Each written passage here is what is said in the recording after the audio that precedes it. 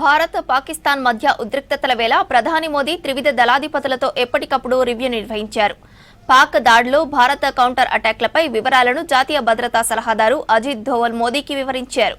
ఇకపై భారత్లో ఉగ్రదాడి జరిగితే దాన్ని తమ దేశంపై యుద్ధంగానే పరిగణిస్తామని కేంద్రం ప్రకటించింది.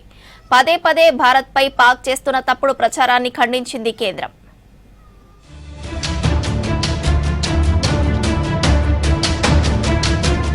ఆపరేషన్ సింధూర్ తర్వాత భారత్ పాకిస్తాన్ దేశాల మధ్య ఉద్రిక్తతలు తలెత్తిన వేళ ప్రధానమంత్రి నరేంద్ర మోదీ ఎప్పటికప్పుడు పరిస్థితులను సమీక్షిస్తూ వచ్చారు. ప్రధాని నివాసంలో త్రివిధ దళాధిపతులతో ఉన్నత స్థాయి సమావేశం నిర్వహించారు. ఇందులో చీఫ్ ఆఫ్ డిఫెన్స్ స్టాఫ్, రక్షణ శాఖ మంత్రి రాజ్నాథ్ సింగ్, సిడిఎస్ అనిల్ చౌహాన్ కూడా ఉన్నారు. ఆపరేషన్ సింధూర్ యుద్ధ పరిస్థితులు, త్రివిధ దళాల సన్నద్ధత, కార్యాచరణపైన చర్చించారు.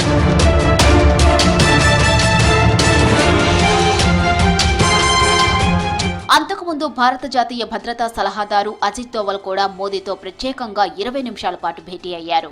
పాక్ దాడులు, భారత్ కౌంటర్ అటాక్లపై వివరాలను మోదీకి వివరించారు. సరిహద్దుల్లోని జనవాసాలే లక్ష్యంగా పాక్ అటాక్స్ గురించి తెలిపారు. ప్రధాని మోదీతో సమావేశానికి ముందు త్రివిధ దళాధిపతులతో భేటీ అయ్యారు అజిత్ దోవల్.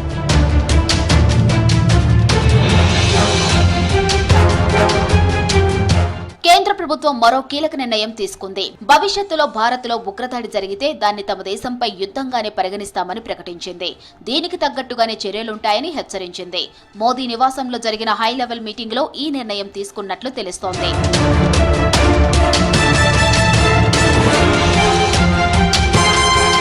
పదే పదే భారత్పై చేస్తున్న తప్పుడు ప్రచారాలను కేంద్రం తీవ్రంగా ఖండించింది. తమపై దాడి చేసేందుకు ఆఫ్ఘనిస్తాన్ భూభాగాన్ని భారత్ వాడుకుంటుందని పాక్ చేసిన ఆరోపణలు తిప్పికొట్టింది భారత్. ఆఫ్ఘన్ మీదుగా భారత షిప్ ని దాడి చేసిందన్న పాక్ ఆరోపణలను మన విదేశాంగ కార్యదర్శి విక్రమ్ మిస్త్రీ తప్పుపట్టారు.